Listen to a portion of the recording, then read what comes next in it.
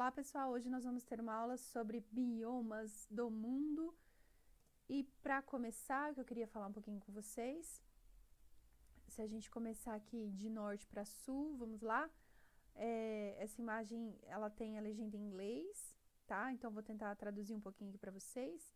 Primeiramente aqui a gente tem gelo, né? A gente tem então bem o extremo do Polo Norte. Depois nós vamos para a tundra, que pega toda essa região aqui, Canadá, vem aqui para Europa, tá?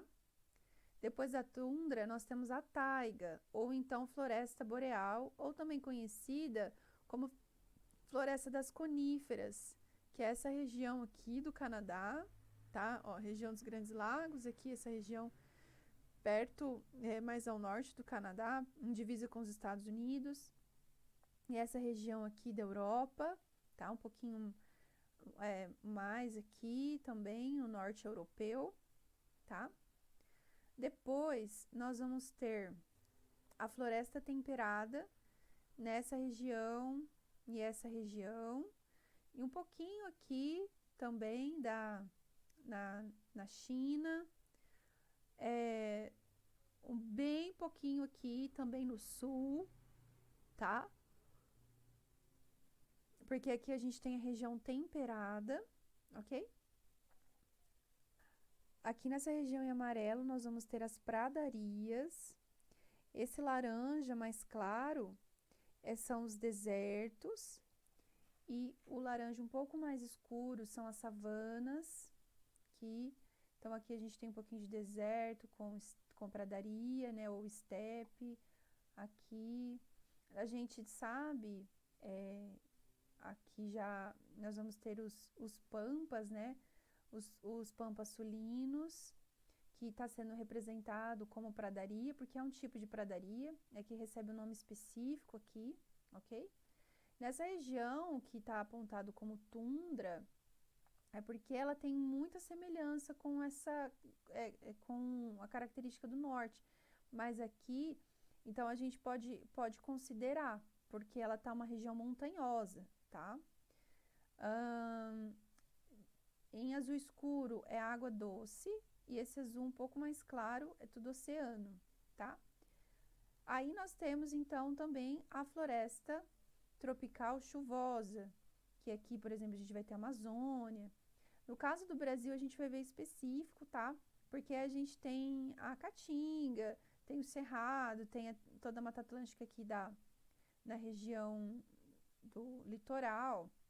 Então, a gente vai falar mais específico sobre o nosso país, certo? Então, isso aqui é um geralzão de alguns biomas do mundo que nós vamos falar, prestando atenção que essa região aqui, que é a região equatorial, ela tem grandes florestas, né, que são tropicais, mas também nós temos uma região desértica. E aí vocês vão entender bastante o regime dos ventos e os regimes das correntes oceânicas para entender por que em alguns locais a gente tem esse tipo de floresta bem chuvosa, né? E por que em alguns outros locais que está praticamente na mesma linha são desertos, tá? Então a gente vai começar pela tundra. A tundra, como vocês viram no slide anterior e nesse aqui também, ó, essa região aqui é do Canadá, tá?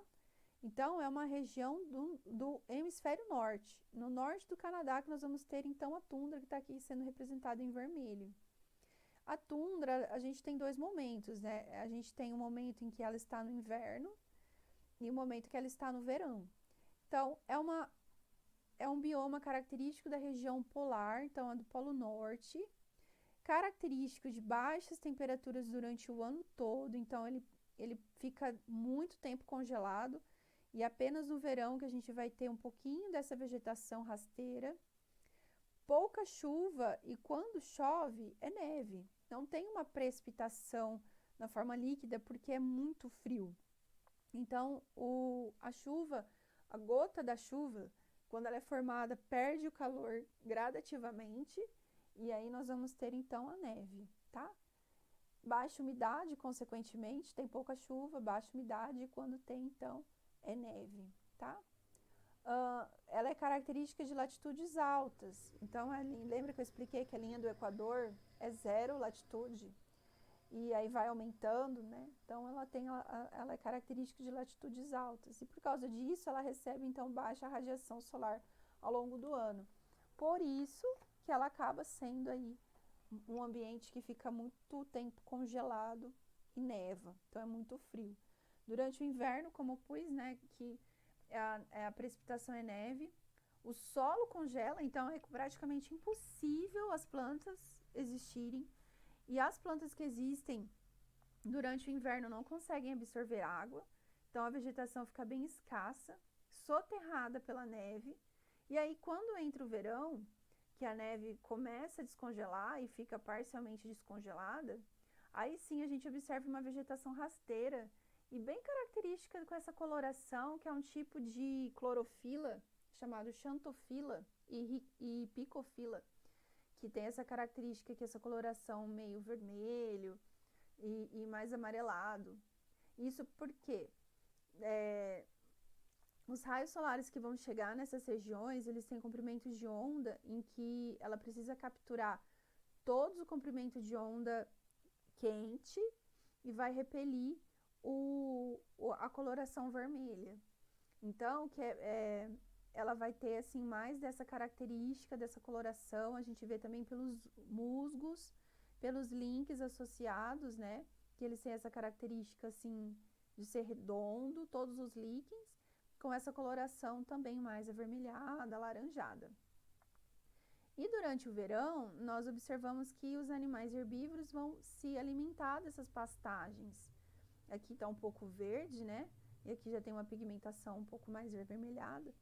E a gente sabe também que durante uma boa parte, o planeta Terra, né, teve esse tipo de bioma.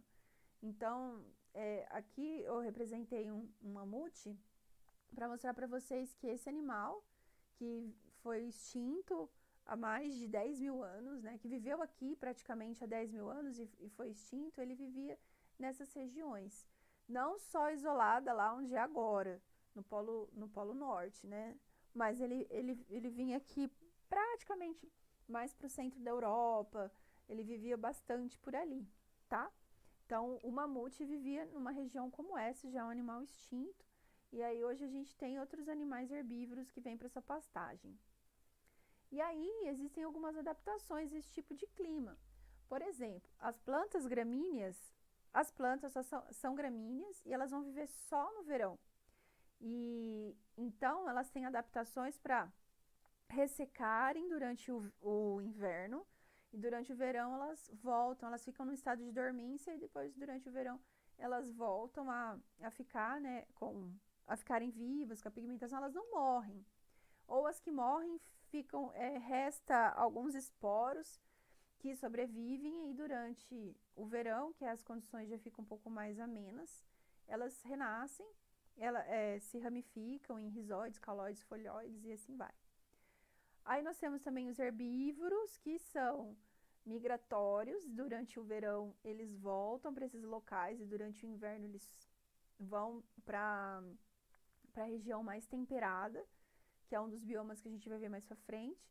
E se você observar, como por exemplo as renas e as raposas do Ártico, a pelagem ela camufla muito com o ambiente.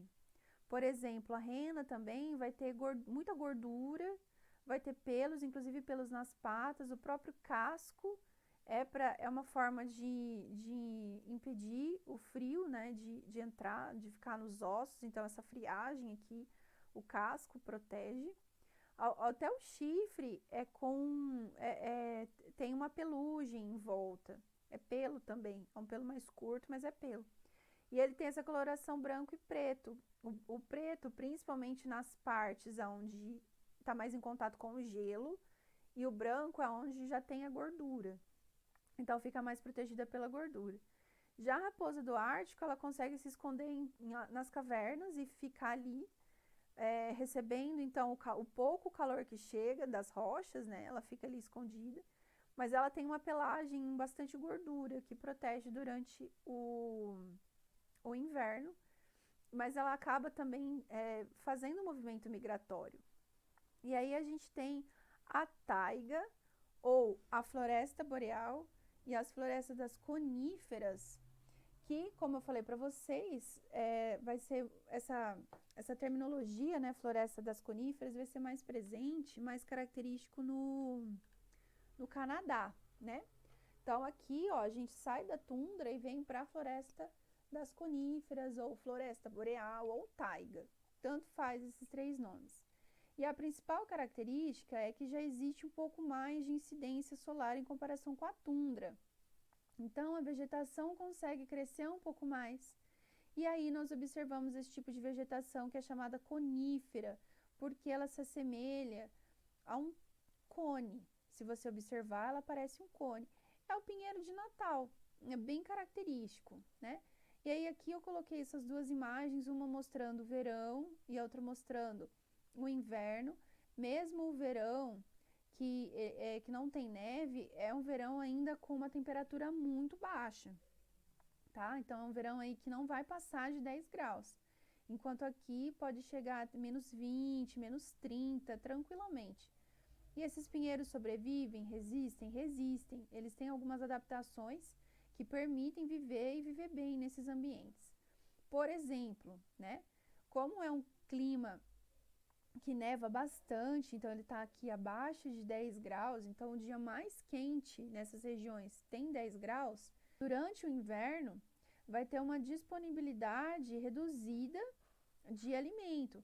Então, a principal característica dos animais que vivem aqui é a migração, ou então a hibernação, porque até os rios vão congelar, então nem peixes eles vão conseguir pegar, tá? Com relação aos animais que hibernam, a gente tem como exemplo o urso pardo, que vive então nessas regiões, sobrevive bem ao frio por causa do processo de hibernação.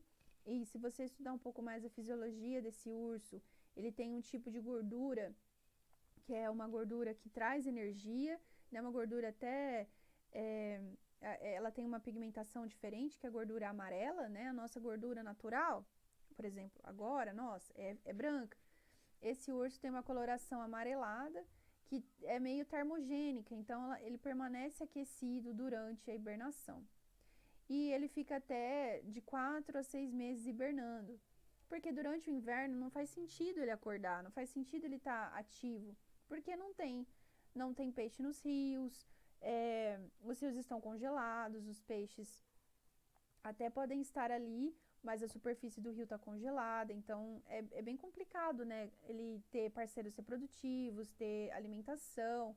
Então uma área, né? É um período onde ele fica hibernando. E com relação à vegetação, nós vamos ter então essas coníferas com troncos bastante resistentes. As folhas tem ela parece uma agulha, né? E para evitar que a neve acumule e pese e quebre. Então, ela até vai ficar neve, com certeza, mas não vai ficar como se fosse uma árvore de uma floresta tropical, com folhas largas. Então, aqui as folhas são bem finas, parecendo uma agulha. Uma outra imagem que eu coloquei aqui, também mostrando que essa aqui é a flor de um pinheiro, tá? Esse pinheiro de Natal, pinheiro que nós temos aqui depois, que eu vou falar, das araucárias, aqui nós temos uma flor. Então, a flor não tem como ter pétala, não tem perfume, ela é até espinhenta, né? Ela tem esses espinhos e ela é bem dura. E com essa pigmentação, praticamente é marrom com preto, mostrando então que é uma adaptação também. Aqui dentro vão estar as sementes que vão gerar novas coníferas. Então, até as sementes aqui precisam estar protegidas do frio. Então, ela tem várias camadas aqui protegendo, tá? E por hoje é só, pessoal. Espero que vocês tenham gostado. Na próxima aula nós vamos falar sobre a floresta temperada. Então, peço que vocês fiquem ligados nas próximas aulas.